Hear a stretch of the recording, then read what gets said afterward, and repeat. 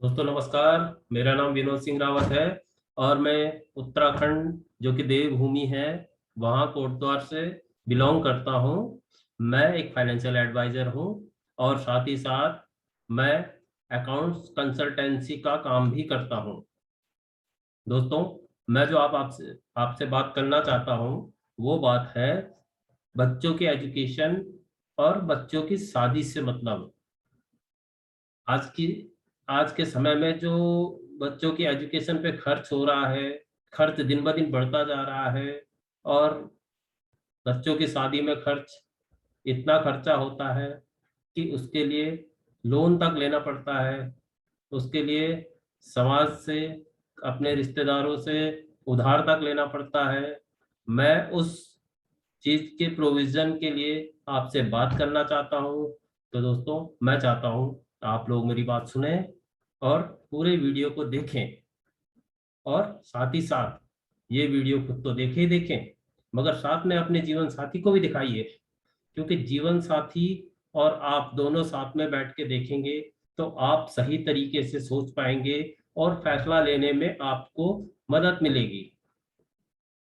तो मेरा जो आज का विषय है वो बच्चों की एजुकेशन और शादी का है।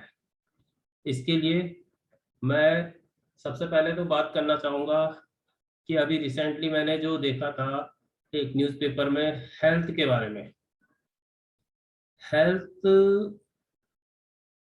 न्यूज़पेपर में जो दिए थे कि हमें किस तरह से अ, अपने हेल्थ के लिए मॉर्निंग वॉक के बाद किस तरह से आपने खाना लेना है, कैसे डाइट करनी है, ये सारी चीज़ें ध्यान में रखते हुए अपनी हेल्थ की तरफ और समाज आज जो चल रहा है हेल्थ की तरफ कॉन्शियस है, बहुत ज़्यादा ध्यान दे रहा है, जो कि अच्छा भी है।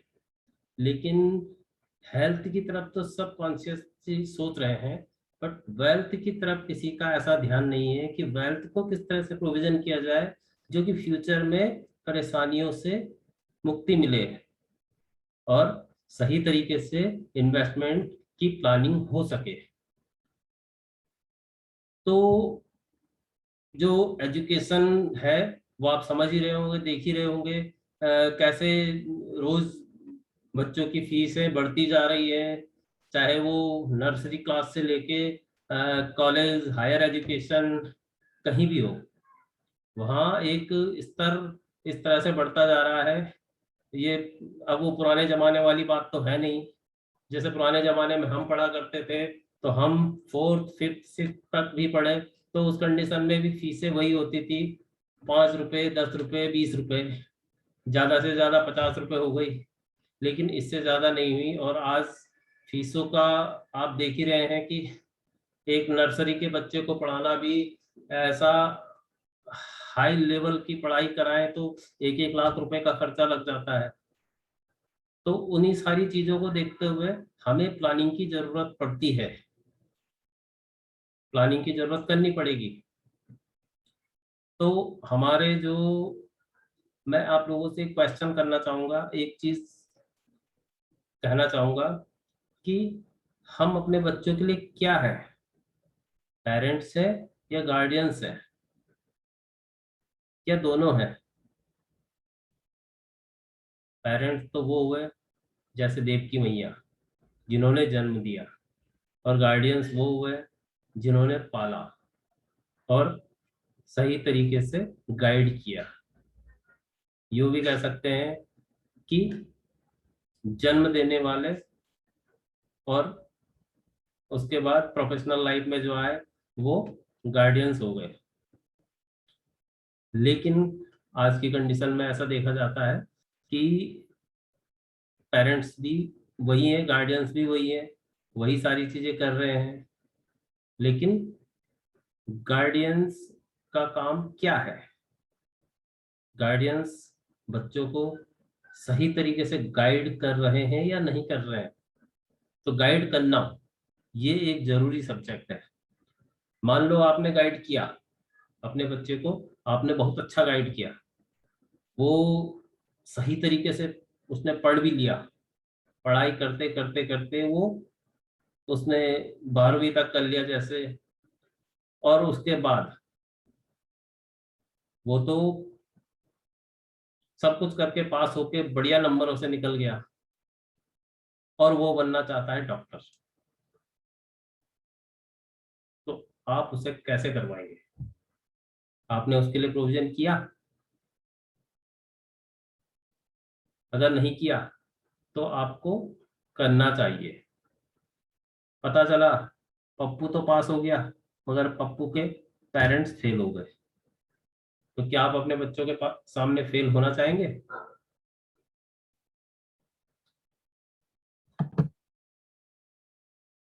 कुछ पेरेंट्स से हम बात करते हैं कि आपने ऐसा किया, तो उनका जवाब होता है कि देख लेंगे, जब ऐसा होगा तब सोच लेंगे, कर लेंगे, कहीं से लोन ले लेंगे। तो दोस्तों, आप लोन ले लेंगे, मान लेते हैं कि आप लोन ले लेते हैं। जब आपका बच्चा हायर एजुकेशन में होगा तो आपकी उस समय उम्र क्या होगी, या आपके बच्चे की शादी होगी उस समय आपकी उम्र क्या होगी? आपकी उम्र लगभग 50 से 55 के बीच में, या 50 से 60 के बीच में कुछ भी हो सकती है। तो उस समय आप लोन लेंगे, लोन ले लेते हैं तो ठीक है, लेकिन लोन जो फ्यूचर होगा उसका, आपको उस पर इंटरेस्ट भी पे करना पड़ेगा। तो उस उम्र में आपके ऊपर लोड कितना होगा, ये सोचा आपने?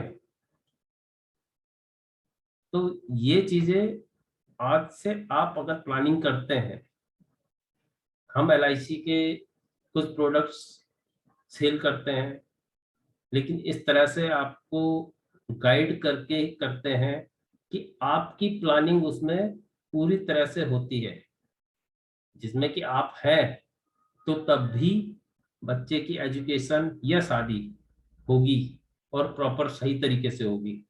भगवान ना करे अगर आप नहीं भी हो, तो उस समय भी बच्चे की एजुकेशन हो या शादी हो, उस समय कोई भी व्यवधान नहीं आएगा। जो आपने प्लानिंग की है वो पूरी तरह से सक्सेस तरीके से होगी। तो उसके लिए आपको आज से ही सोचना पड़ेगा, आज से सारी चीजें करनी पड़ेंगी। फिर ये ना हो जाए कि पप्पू पास हो जाए और आप फेल हो जाए। ये आपको आज ही सोचना है, और आज से ही इसकी प्लानिंग के लिए पूरी तरह से प्रिपेयर होना है। और उसके लिए आप हमसे कांटेक्ट कर सकते हैं, हम आपको बताएंगे कैसे आपने प्लानिंग करना है। तो मैं कुछ वीडियोस आपको, पिक्चर्स आपको दिखाऊंगा, जिसके जरिए मैं आपको बताऊंगा कि आप इससे कैसे प्लानिंग करें और क्यों करनी चाहिए। एक मिनट दोस्तों, मैं आपको दिखाता हूं।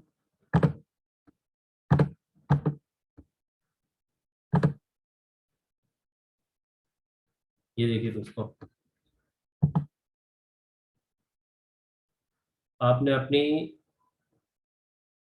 बच्चे की एजुकेशन का देखा। प्राइमरी एजुकेशन भी कम से कम 1 से 3 लाख रुपए का खर्चा है मिनिमम, जो कि आज एजुकेशन अगर कोई ठीक ठाक सी स्कूल में आप भेजते हो, तो प्राइमरी एजुकेशन भी 1 से 3 लाख के बैठेगी, इससे ज्यादा ही बैठेगी, कम की नहीं। और सेकेंडरी एजुकेशन 2 से 5 लाख, या इतना खर्चा आ जाता है। और जो कॉलेज की एजुकेशन, हायर एजुकेशन होगी 2 से 5 लाख, ये मिनिमम है। मैक्सिमम तो आप इसमें बच्चे को आप लॉयर बनाना चाहते हैं, डॉक्टर बनाना चाहते हैं, इंजीनियर बनाना चाहते हैं, या कुछ चार्टर्ड अकाउंटेंट बनाना चाहते हैं, जो भी है उसके खर्चे अलग हैं, जो कि बहुत ज्यादा भी हो सकते हैं। 50 लाख भी जा सकते हैं, 1 करोड़ भी हो सकता है।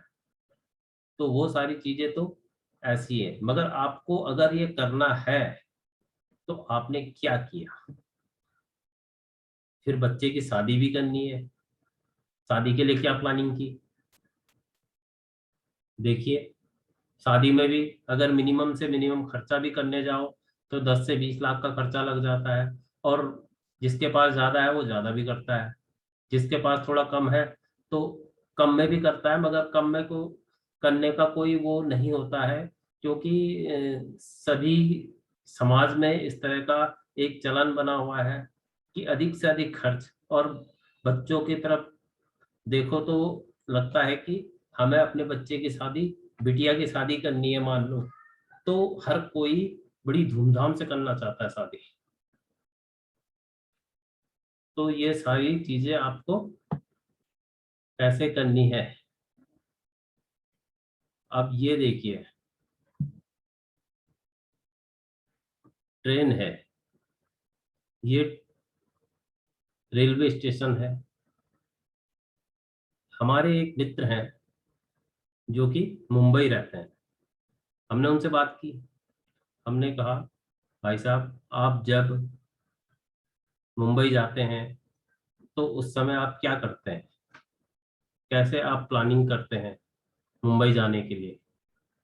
तो उनका एक ही कहना था कि हम सबसे पहले टिकट बुक कराते हैं।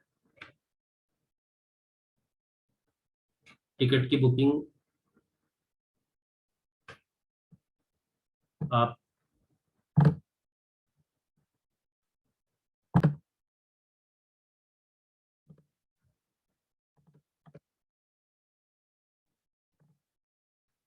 तो मैंने उनसे कहा कि ये आप टिकट बुक क्यों करवाते हैं, रिजर्वेशन क्यों करवाते हैं, आप लोकल में भी तो जा सकते हैं।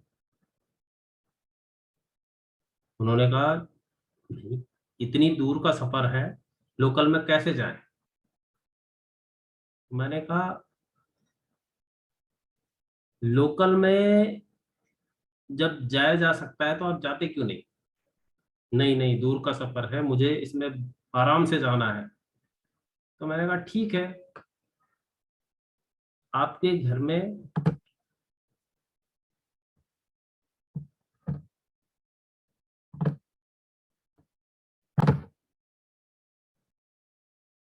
तो मैं आपसे भी पूछना चाहता हूं कि आप जब कहीं दूर जाते हो, कहीं लंबा सफर है, तो आप उस समय ट्रेन रिजर्वेशन करवाते हो या नॉर्मल ट्रेन से, नॉर्मल टिकट से जाते हो। क्योंकि रिजर्वेशन कम से कम 2 महीने 3 महीने पहले करवाना पड़ता है। 2 महीने 3 महीने पहले उसके लिए तैयारी करनी पड़ती है। आप देखिए, आप तो जब रिजर्वेशन करवा लेते हैं, आपकी सीट कंफर्म हो जाती है, तो उसके बाद आप ट्रेन में बैठने के लिए किस तरह से जाते हो। जैसे आप स्टेशन पे खड़े हैं, स्टेशन पे खड़े आप बिल्कुल आराम से खड़े रहेंगे, बिल्कुल कंफर्टेबल तरीके से खड़े रहेंगे, और आप आराम से ट्रेन का वेट करेंगे। आपको कोई जल्दबाजी नहीं है, क्योंकि आपको पता है मेरी सीट कंफर्म है और मुझे सीट मिलनी है। तो और जिसकी सीट अगर कंफर्म ना हो, उसे उसी दिन टिकट ली और उसी दिन जाना है, तो उस समय क्या होगा, वो भागम भाग होगी उस पर, ऐसी भागम भाग की जिसमें कि उसे चोट लगने का भी खतरा है, और कई और तरह के नुकसान होने के भी खतरे हैं। तो उन सब चीजों को देखते हुए रिजर्वेशन करवाना अच्छा है या लोकल में जाना अच्छा है। आपसे क्वेश्चन है ये, आप क्या कहते हैं इसके लिए। तो ठीक उसी तरह आप अपनी बिटिया की शादी करनी है आपने, घर में बिटिया खेल रही है आपके, छोटी बिटिया है, आपको पता है कि ये बड़ी होगी और इसकी शादी होगी, तो इसकी शादी में खर्चा लगना ही लगना है। तो क्यों ना दोस्तों, उस खर्चे को आज से ही प्रोविजन करना शुरू करें।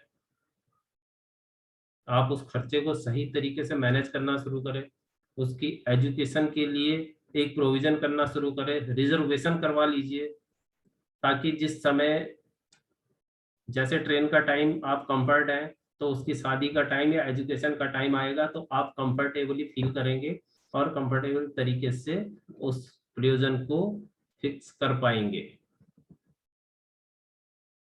ये देखिए,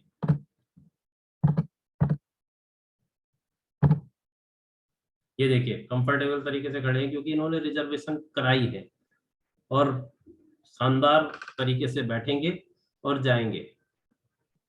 लेकिन ये वो लोग हैं जो लोकल ट्रेन में जा रहे हैं, धक्के खाते हुए जा रहे हैं। तो मैं आपसे सवाल पूछना चाहूंगा कि आप किस ट्रेन में जाना चाहेंगे, इस ट्रेन में या इस ट्रेन में? अगर आप इस ट्रेन में जाना चाहते हैं तो आप मेरा वीडियो अभी बंद कर सकते हैं, क्योंकि आपको इसकी जरूरत नहीं है।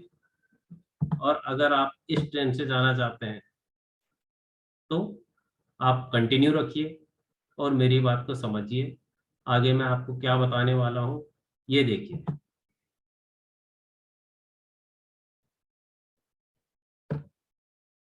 ये है,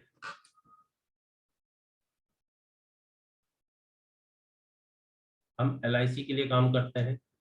LIC का प्लान, कन्यादान पॉलिसी, ये कॉन्सेप्ट प्लान है।